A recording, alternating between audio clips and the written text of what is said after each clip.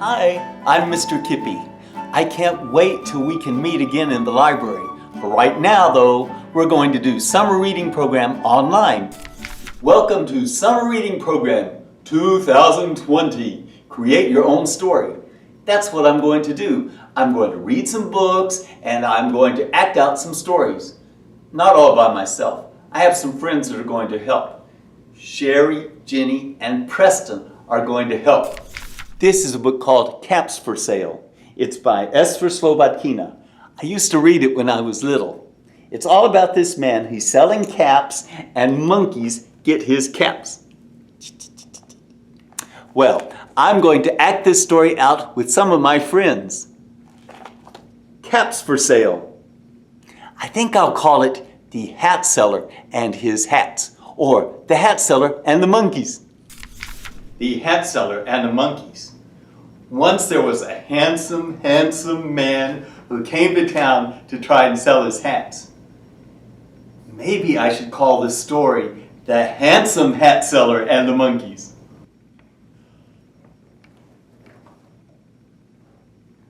Well, anyway, he didn't have his hats in a suitcase or anything. He had them stacked up on top of his head. He went door to door trying to sell his hats. Hats for sale, hats for sale. Hey, you want to buy a hat? No thanks.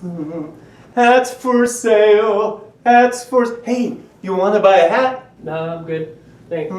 Hats for sale, hats for sale, hats for... Hey, you want to buy a hat? No, thank you. Hats for sale, hats for sale. Hey, you want to buy a hat? I already told you no. Hats for sale, hats for sale. The hat seller decided that he would have better luck selling his hats if he walked to the next town. He walked and he walked. Hats for sale, hats for sale. He soon got tired and decided to rest underneath a tree. He soon fell fast asleep. After a short nap, he woke up, but he discovered that his hats were missing. Where are my hats? He looked down. He did not see them. He looked to the left. He did not see them. He looked to the right. He did not see them. He looked behind him. He did not see them. But then he looked up, and he did see them. There were monkeys up in the tree, and they were wearing his hats. He looked at the monkeys, and the monkeys looked at him. He shook his finger at the monkeys and said, "You monkeys, you give me back my hats."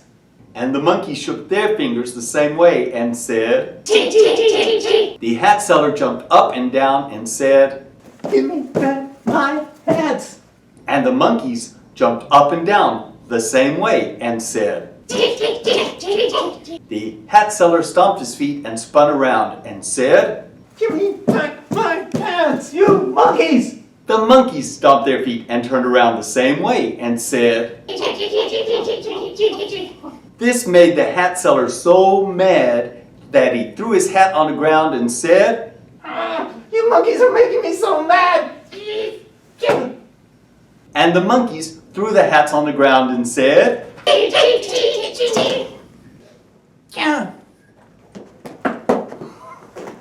The hat seller quickly picked the hats off the ground and put them back on his head. He went off on his way selling his hats. Hats for sale, hats for sale. I don't think he told anyone that there had been monkeys wearing them.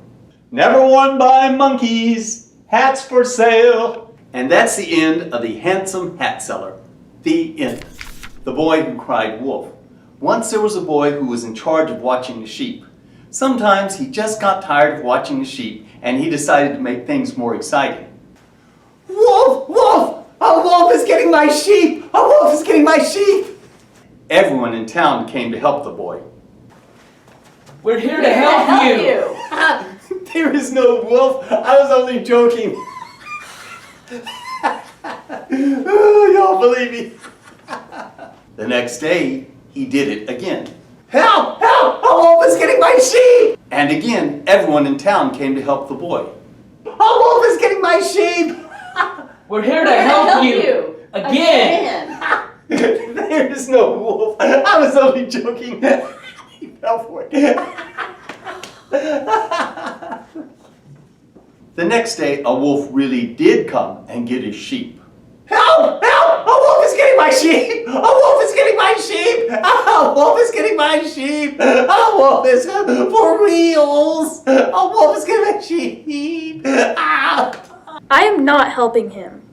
I don't believe him. He's already tricked us twice. And nobody in town went to help him. The wolf is getting my sheep for reals! What's wrong with you? This time when I yelled wolf, no one believed me, and there really was a wolf, and he really got my sheep. Well, that's what happens when you're always making up stories. But you're pretty good at it. Maybe you should write books or tell stories at the library.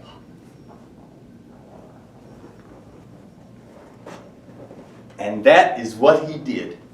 The end. This is a book called That Is Not a Good Idea. It's by Mo Willems. So on the cover he writes, Mo Willems presents That Is Not a Good Idea. It's a story about a fox and a goose and, well, I'll just read it to you. Mo Willems presents That Is Not a Good Idea.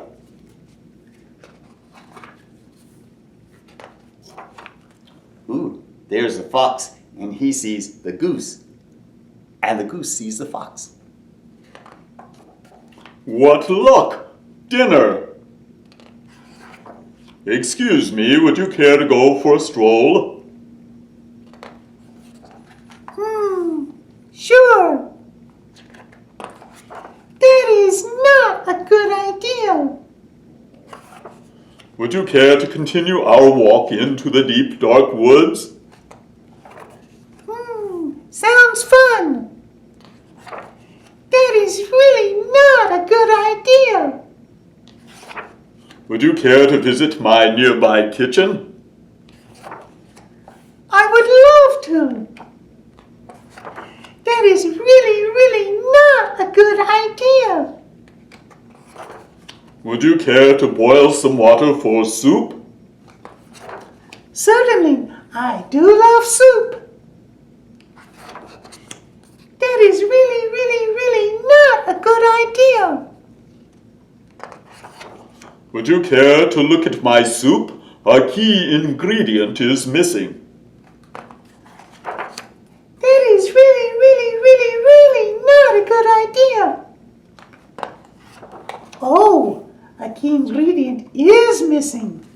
You! Oh my! What? Well, we did try to warn him. The end. More soup, children? The end. I was thinking that it was going to be the fox, and the fox would eat the goose, but then it gets to this part, and it gets to this part, and you! Oh my! What happened? I was thinking it was the fox that was going to eat, and then what? That is not a good idea, by Mo Willems. Cinderella. Once there was a poor girl who they called Cinderella. Her name was really just Ella, but they called her Cinderella because she was always covered with cinders from the fireplace. She did most of the work around the house. She lived with her stepmother and two stepsisters. They were not very nice to her. One night, the stepmother and stepsisters went to a big dance Cinderella wanted to go to. That is when her fairy godmother appeared. I have made you a carriage out of a pumpkin, people to drive it, and a beautiful dress with glass slippers. Shoes made out of glass? That sounds so uncomfortable and dangerous. Couldn't you just make some fancy sandals or flats? If the dress was long enough, I could even wear tennis shoes. But then the story wouldn't work. So the only way to go to the dance is to wear shoes that are made out of glass?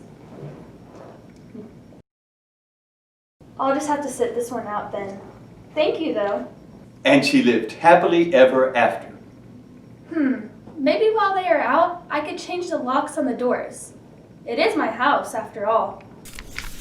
And that's it for this week's summer reading program.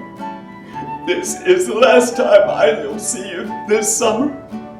But I hope you keep visiting your library, and I hope you keep reading.